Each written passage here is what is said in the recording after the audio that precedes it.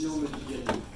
Cette décision modificative, évidemment, elle est à la marge, mais quand même, on a des enseignements intéressants. Et comme nous l'avions évoqué le 28 janvier dernier, notre collègue Laurence Ballas a expliqué, la progression des recettes fiscales était trop basse, alors que d'autres recettes nous interrogeaient, comme celle de la taxe de séjour. Vous nous aviez répondu à l'époque, monsieur le vice-président, que non, et que bien sûr, il n'y avait pas de sous-estimation. Et finalement, cette décision modificative ou trouve, je ne sais pas, comme vous le voulez, 13,8 millions d'euros de hausse de recettes, notamment fiscales. Elle démontre aussi que votre choix lors du budget primitif de vous garder quelques noisettes, quelques économies pour l'hiver, afin de préserver votre capacité de prendre des décisions politiques, peut-être pour faire plaisir à tel ou tel, dans de nouvelles dépenses, était prévue. Bingo, comme vous le disait Max Vincent, 6,5 millions d'euros pour les communes, à 5 mois d'une échéance électorale, pour laquelle le président joue son siège, chacun pourrait y voir une manœuvre politicienne. Mais ce n'est pas, évidemment, notre lecture, on sait bien, monsieur le président, que vous n'êtes pas dans cette logique-là.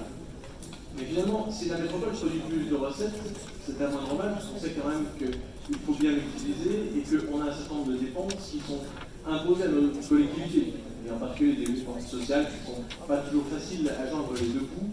Et pour cela, évidemment que, comme l'a rappelé là encore Max Vincent, c'est évidemment le plan sur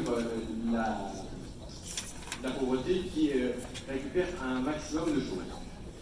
Pour autant, dans ce domaine, vous avez dit aussi que la PBI, il fallait augmenter les dépenses. On a noté aussi l'inscription de 230 millions d'euros supplémentaires, ce qui est bien, évidemment, mais finalement, à quelques mois des élections et des échéances électorales, on se pose la question si ces dépenses ne sont pas simplement des promesses, que vous prenez des engagements simplement politiques, que vous inscrivez en futures dépenses, mais que cela n'est que de l'affichage.